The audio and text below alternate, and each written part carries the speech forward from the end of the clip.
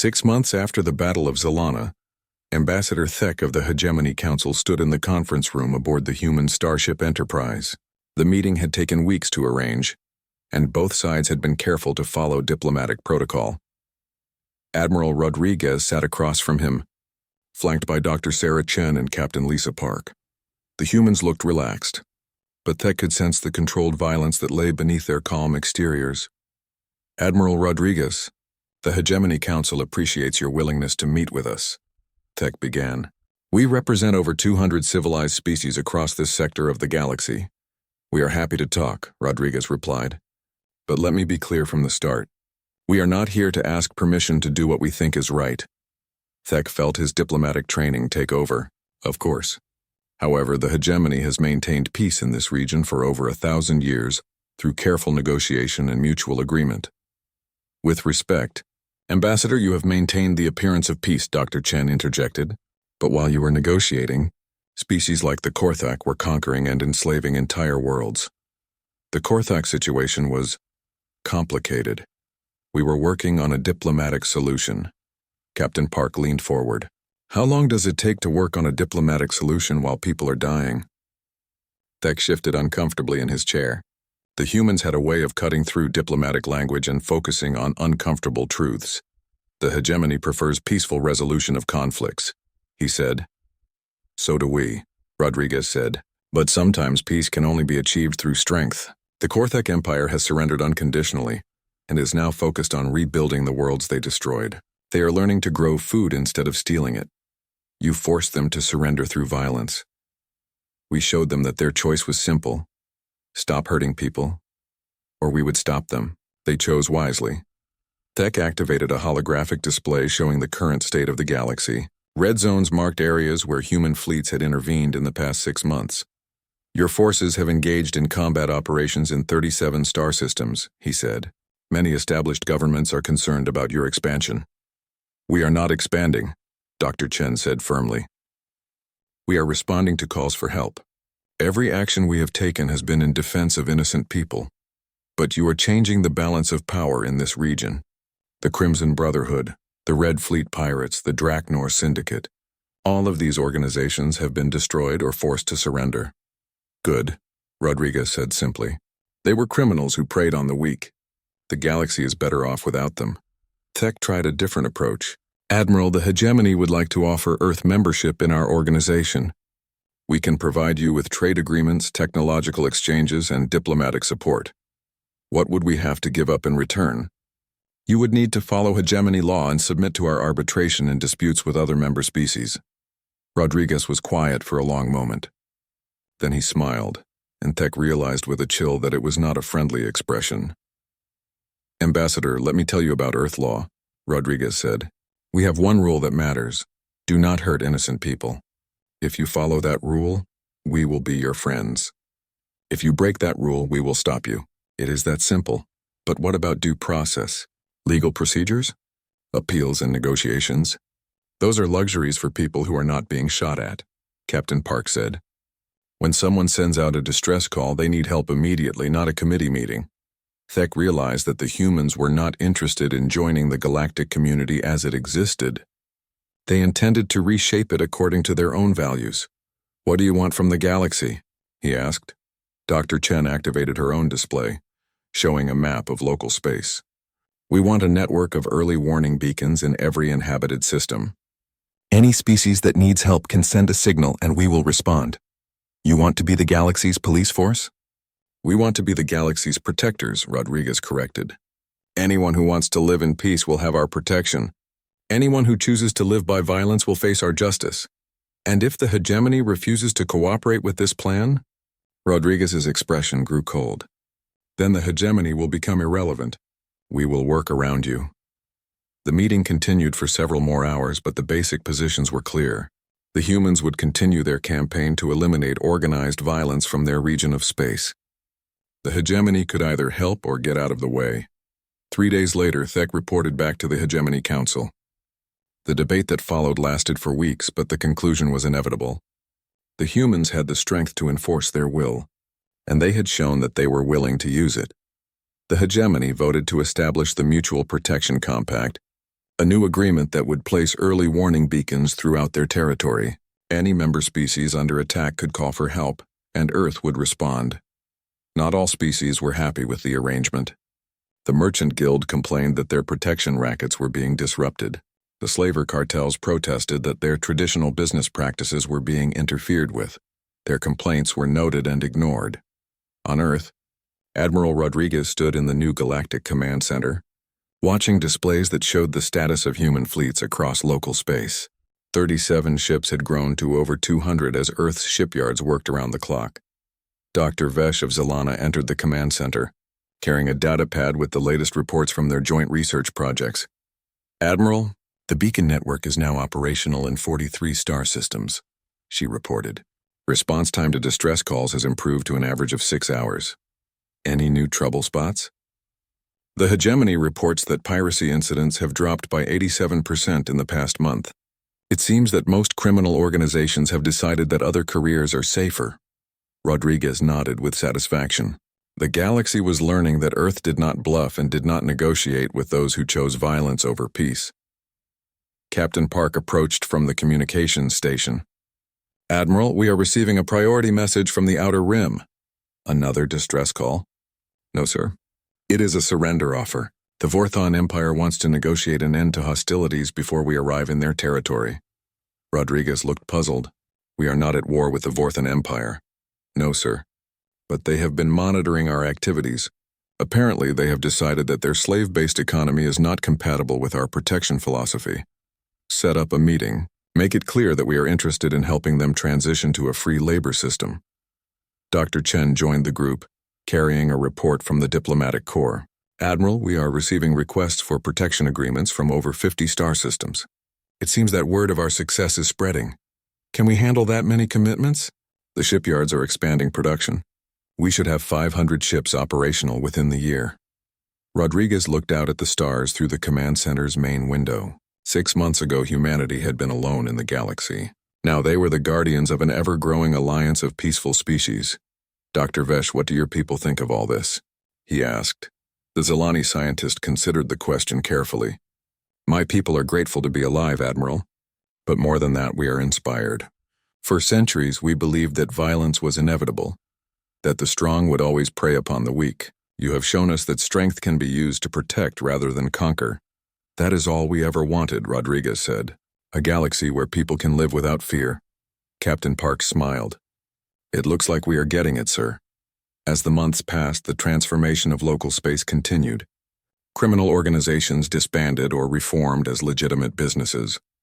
Aggressive empires found new purposes in exploration and trade. Peaceful species flourished under Earth's protection. The beacon network grew until it covered every inhabited system within 500 light-years of Earth. The promise was simple: call for help, and help would come. Some species complained that the humans were too aggressive, too quick to resort to violence. But those complaints usually came from governments that had profited from the old system of organized chaos. The vast majority of galactic citizens supported the new order. For the first time in their history, they could travel between stars without fear of pirates. They could build colonies without worrying about raiders. They could raise families without the constant threat of violence. Admiral Rodriguez, now in his 70s, stood once again in the Galactic Command Center. The displays showed a peaceful galaxy, protected by the largest fleet in known history. Dr. Sarah Chen, now the Secretary General of Galactic Affairs, joined him at the window. "Any regrets, Admiral?" she asked. Rodriguez thought about the question. Earth had spent vast resources building the fleet. Thousands of humans had died in battles across the galaxy. The planet had transformed from an isolated world into the center of an interstellar alliance. "None," he said finally. "We answered a call for help and look what it led to." "The galaxy is not perfect," Chen observed. "There are still conflicts, still problems to solve. But now there is hope," Rodriguez replied. "When someone cries out for help, they know that help will come. When evil shows its face, they know that good will stand against it." He pointed to the displays showing Earth's fleets patrolling the space lanes. "We spent 10,000 years learning to P-News of the Battle of Zalana spread across the galaxy faster than light itself. Within days, every civilized species knew about the impossible victory. A small fleet from an unknown world had destroyed the might of the Korthak Empire. Ambassador Thek of the Hegemony Council sat in his office, reading the reports for the 10th time. The hegemony was the closest thing the galaxy had to a central government, a collection of peaceful species that tried to maintain order through diplomacy and trade agreements. "This cannot be accurate," he said to his aide. "I have confirmed the reports with 3 independent sources, Ambassador. The Korthik Second Fleet has been completely destroyed. Admiral Krex is dead. His flagship was boarded and captured by alien soldiers." Thek looked at the holographic display showing the battle. The tactical analysis made no sense. The attacking fleet had been outnumbered 6-1, yet they had won without losing a single ship.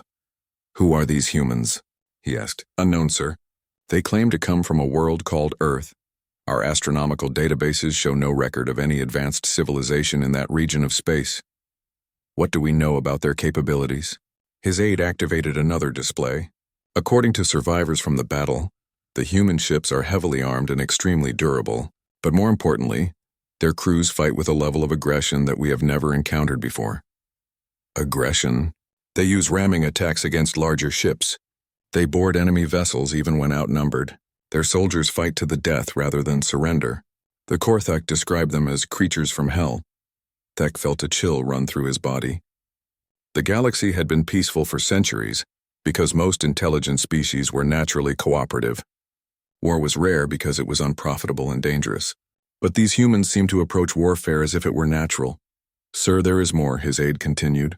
"We are receiving reports of human fleets appearing in other systems." Other systems? The Draknor Syndicate attacked the Viridian colonies 3 days ago. A human fleet arrived and destroyed the entire Draknor raiding force. The hegemony received a message from the human admiral saying that pirates are not welcome in civilized space. Thek stood up and walked to his window, looking out at the peaceful city below. For 1,000 years, the hegemony had maintained order through careful diplomacy and economic pressure. They had built a civilization based on law and cooperation. Now creatures from a death world were rewriting the rules with violence. "What else?" he asked. The Crimson Brotherhood attempted to enslave the population of Kepler Station. Human ships arrived and gave them exactly 1 warning to leave. When the Brotherhood refused, the humans opened fire. "How many Brotherhood ships were destroyed?" "All of them, sir." Thek turned back to his aide. "How are the humans finding these conflicts so quickly?" "We believe they have established some kind of early warning network. Any distress call in this sector now seems to reach them within hours." Across the galaxy, other species were having similar conversations. The Korthik Empire, which had terrorized 17 star systems, was pulling back from all their conquered territories. Their military commanders had seen the battle reports and wanted nothing to do with the Deathworld warriors. Admiral Vex, the highest-ranking Korthak officer to survive the Battle of Zalana, stood before the Imperial High Command. His arm was in a medical support device and his face was scarred from the human boarding action that had nearly killed him. "The humans cannot be defeated through conventional warfare," he reported. "They do not fight like civilized beings. They fight like animals." "Explain," demanded General Korax, the head of Korthak military forces. "They have no concept of acceptable losses. A human captain will ram his ship into an enemy vessel if it gives him a tactical advantage. Their soldiers will charge through weapons fire that would stop any rational being. They seem to believe that dying for their cause is an honor. That is impossible. No intelligent species would develop such attitudes." "I have seen it with my own eyes," Vex said. "During the boarding action on my ship, a human soldier was shot 3 times. He continued fighting until he collapsed from blood loss. Even then, he tried to crawl toward our position." The High Command listened in uncomfortable silence as Vex described the human way of war. "It was unlike anything in their experience." "What do you recommend?" asked General Korax. "Complete withdrawal from all systems near human space. We classify Earth and its allies as a forbidden zone. Any Korthak ship that encounters humans should immediately surrender and hope for mercy." Meanwhile, on Earth, Admiral Rodriguez sat in his office reading reports from across the galaxy. In the 3 weeks since the Battle of Zalana, human fleets had responded to 17 distress calls. Pirates, raiders, and slavers were learning to fear the appearance of Earth ships.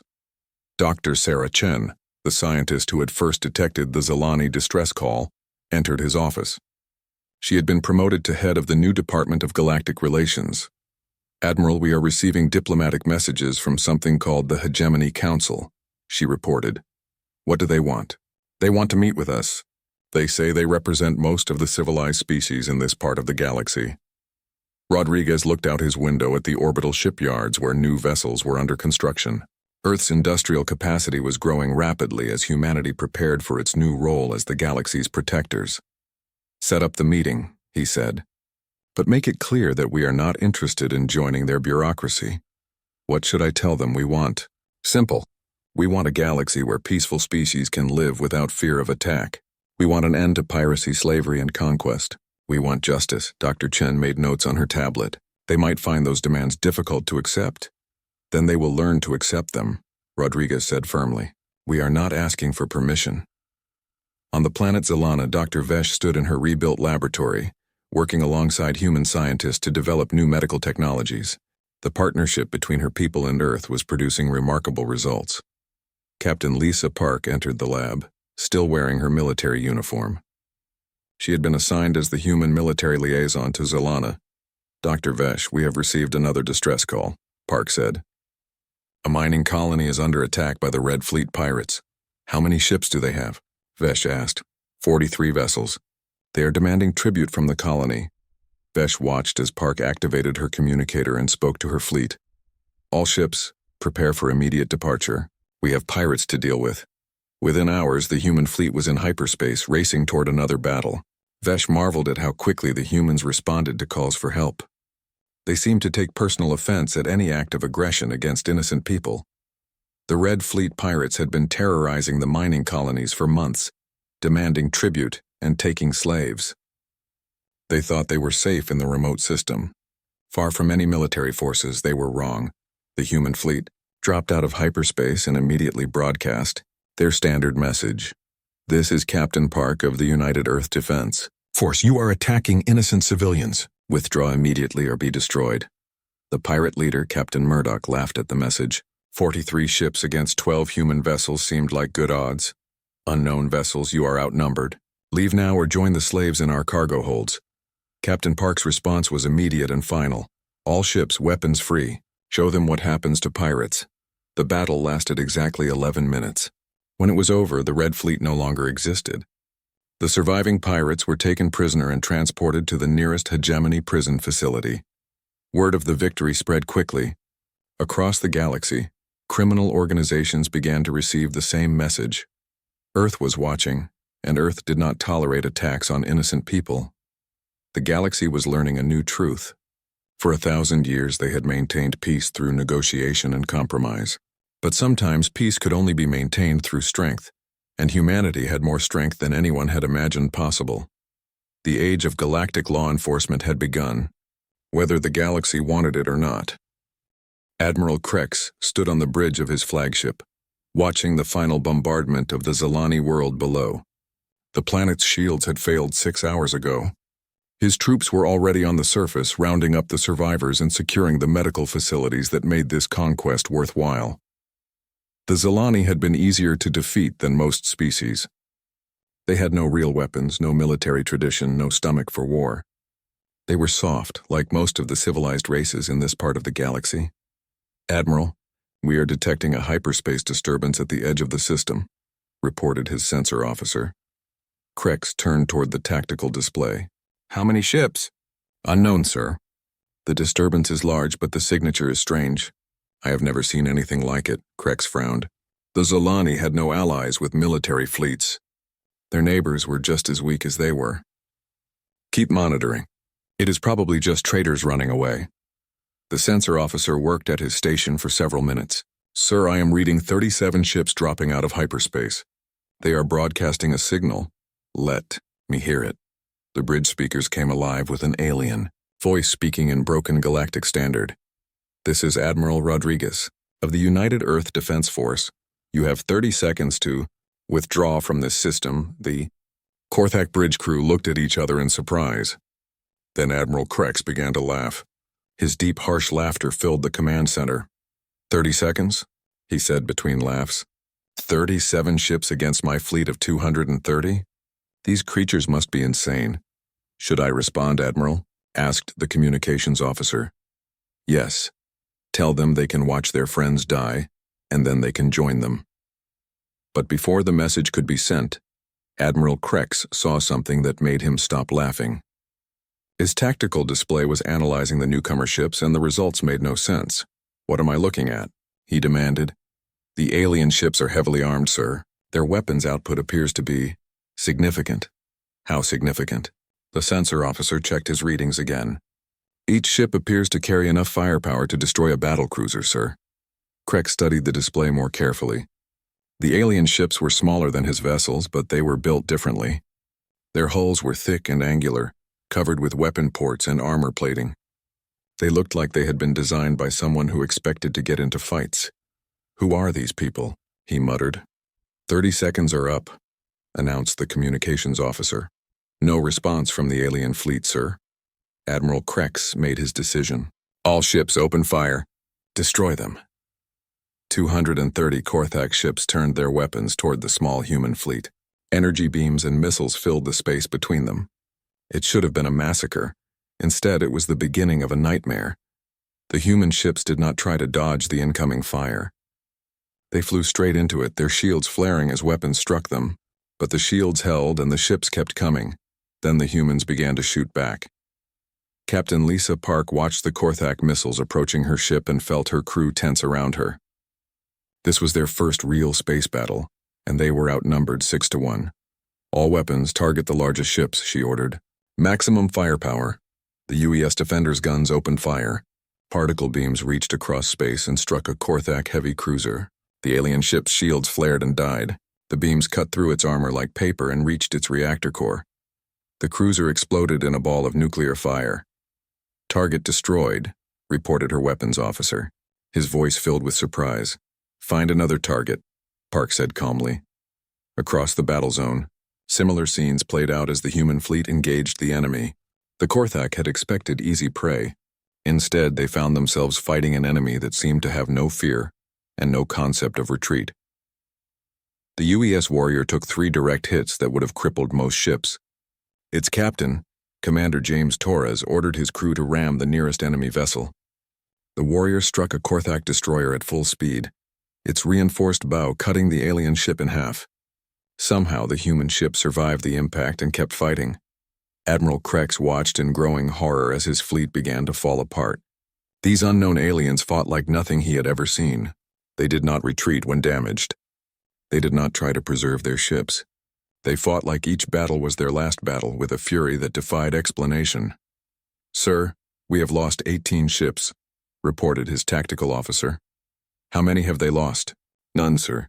Several are damaged, but none have been destroyed." Krex could not believe what he was hearing. "That is impossible. Focus all fire on their command ship." 50 Korthak vessels turned their weapons on Admiral Rodriguez's flagship, the UES Freedom. The concentrated firepower was enough to destroy a small moon, but the Freedom's shields held, and Rodriguez's calm voice came over the communications channel. "All ships execute boarding protocol." Captain Park heard the order and smiled grimly. This was what humans did best. Personal combat face-to-face with no room for retreat. "Launch the boarding pods," she ordered. Small ships launched from the human fleet and streaked toward the Korthak vessels. The aliens tried to shoot them down, but the pods were fast and heavily armored. They struck the Korthak ships and burned through their hulls. Human Marines poured into the alien vessels, fighting in corridors and command centers. The Korthak were larger and stronger than humans, but they had never faced an enemy that fought with such determination. Sergeant Maria Santos led her squad through the corridors of a Korthak battlecruiser. The aliens fired at them with energy weapons, but the humans kept advancing. When their guns ran out of ammunition, they used knives. When their knives broke, they used their bare hands. "The bridge is ahead," Santos called out. "Move, move, move!" The squad burst into the command center of the alien ship. The Korthak officers reached for their weapons, but it was too late. In 30 seconds, the ship belonged to humanity. Across the battle zone, the same scene repeated itself dozens of times. Human boarding parties captured ship after ship. The Korthak, who had spent their lives conquering weaker species, found themselves being conquered by creatures from a world they had never heard of. Admiral Krex watched his fleet disappear from his tactical display.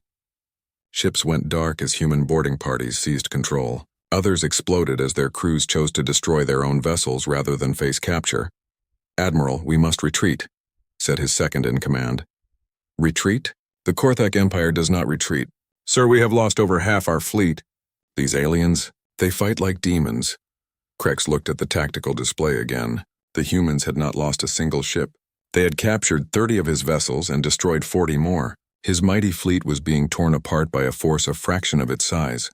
"What kind of species fights like this?" he whispered.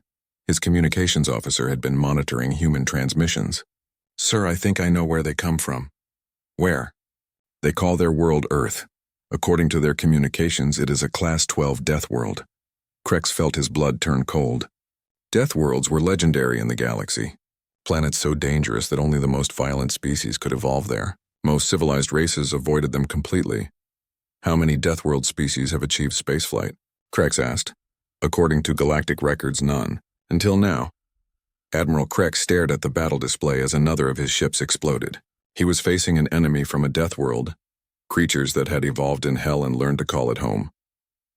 "Signal the fleet," he said quietly. "Full retreat, sir."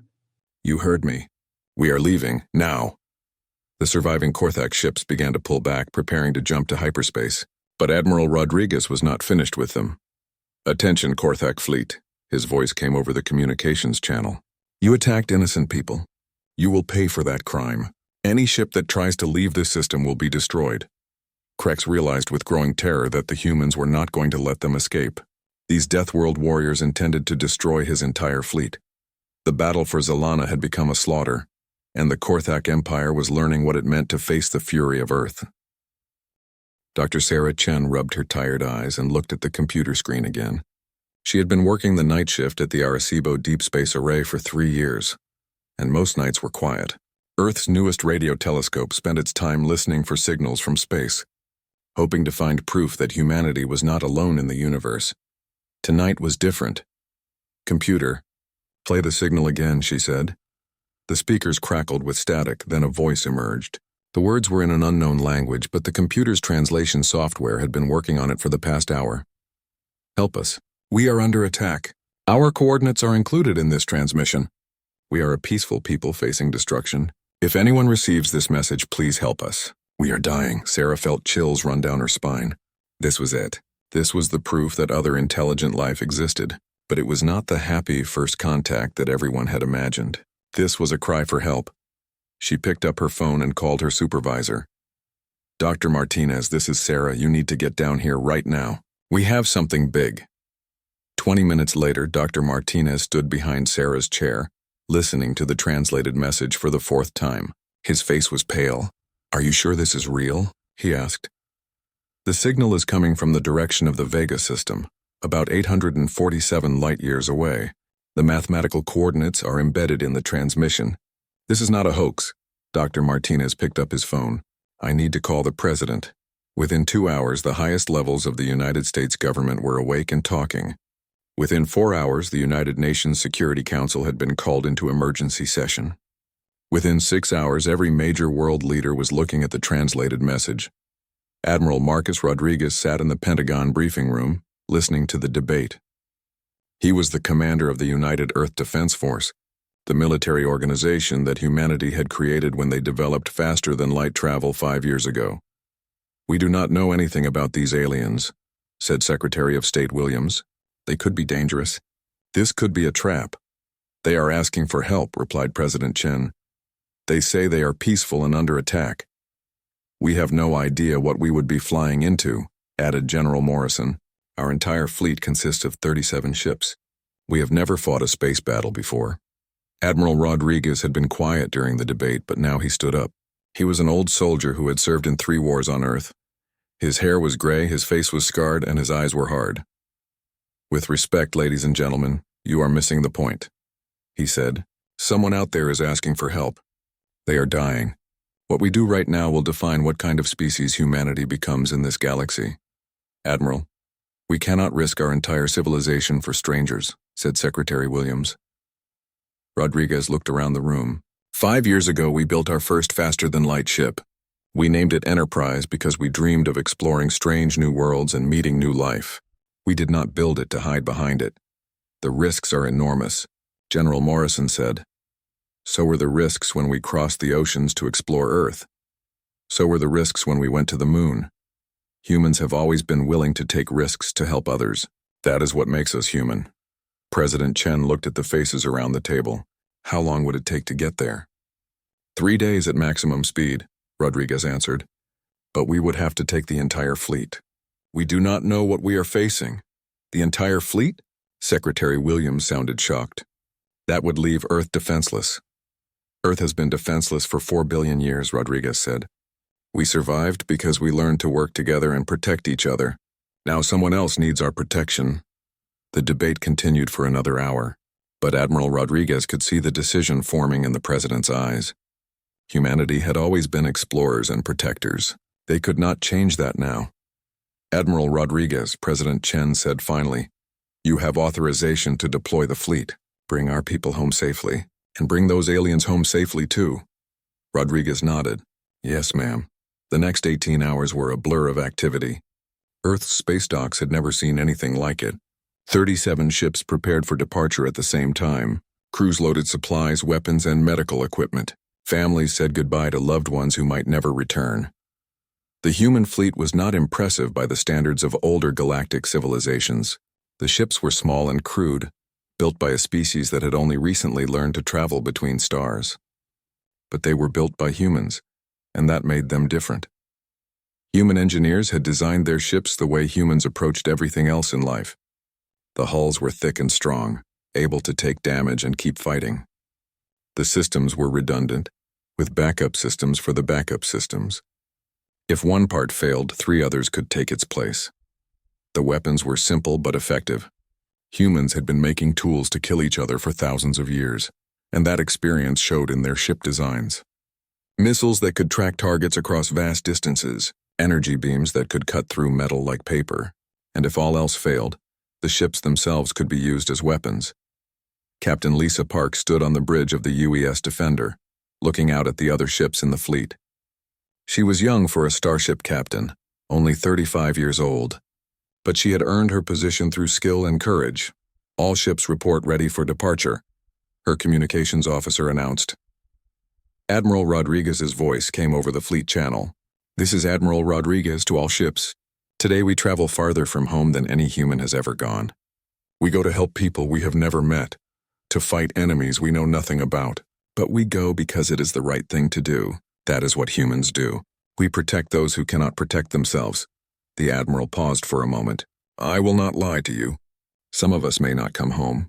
But if we succeed, we will show this galaxy what humanity stands for. We will show them that Earth produces warriors who fight for justice, not conquest." Captain Park felt pride swell in her chest. This was why she had joined the Space Force. Not to explore empty worlds or mine asteroids, but to stand up for what was right. "All ships prepare for hyperspace jump," Rodriguez ordered. The fleet formed up in a perfect formation, 37 ships carrying the hopes and dreams of an entire world. They were heading into the unknown to save strangers who had asked for help. "Jump in 3, 2, 1, mark." The stars disappeared in a flash of light as the human fleet entered hyperspace. Behind them, Earth grew smaller and more distant. Ahead of them lay a world under siege and an enemy that had conquered 17 civilizations. But the humans did not know about the enemy's history. They only knew that someone needed help, and they were coming to give it. In the hyperspace between stars, the fleet raced toward Zalana at speeds that bent reality itself. Every human aboard knew they might be flying toward their deaths, but they also knew they were flying toward something more important than their own lives. They were flying toward their destiny as the galaxy's protectors. The blue sun of Zalana cast its gentle light across the crystal cities below. Dr. Vesh stood at the observation window of the orbital defense station, watching the peaceful world she had called home for 300 years. The Zalani were a patient people. They lived long lives and moved slowly through them, savoring each moment like fine wine. Their cities grew like gardens, their technology developed like art, and their conflicts resolved through careful discussion that sometimes lasted decades. Today, that peaceful existence was about to end. "Dr. Vesh, the long-range sensors are picking up movement at the edge of our system." The voice belonged to Kel, her young assistant. His natural blue skin had turned pale with worry. Vesh turned from the window and walked to the main console. The holographic display showed red dots moving toward their system. Many red dots. How many ships? She asked. The computer counts 230 vessels. They match the design patterns of the Korthak Empire. Vesh felt her heart sink. Every civilized species in the galaxy knew about the Korthak. They were raiders and conquerors who believed that strength gave them the right to take whatever they wanted. They had destroyed 17 civilizations in the past 50 years. Send a message to the Planetary Council, Vesh said. Tell them we need to activate all defensive systems immediately. Kel's fingers moved across the control panel. Message sent. Dr. Vesh, what do you think they want? Vesh looked at the approaching fleet again. Everything, Kel. They want everything. Over the next few hours, the Korthak fleet moved into position around Zalana. Their ships were ugly things, built for war instead of beauty. Dark metal hulls bristled with weapons. These were not explorers or traders. These were predators. The Korthak admiral sent his message to the planet below. His voice was harsh and filled with contempt. People of Zalana, I am Admiral Krex of the Korthak Empire. Your world now belongs to us. You will surrender all your technology, especially your medical advances. Your people will serve the Empire. You have 1 day to comply, or we will take what we want by force. The Planetary Council met in emergency session. The Zalani had always been peacekeepers. Their greatest weapons were their healing technologies and their diplomatic skills. They had no military ships, no weapons of war. We could try to negotiate, suggested Counselor Nara. Perhaps we can reach an agreement that saves lives. The Korthak do not negotiate, replied Elder Thane, the oldest member of the council. They take what they want and destroy what they cannot use. I have studied their history. Every world that surrendered to them became a slave colony. Dr. Vesh listened to the debate through her communication link. The council members talked in circles as they always did. But this time they did not have decades to find a solution. They had hours. The first attack came at dawn.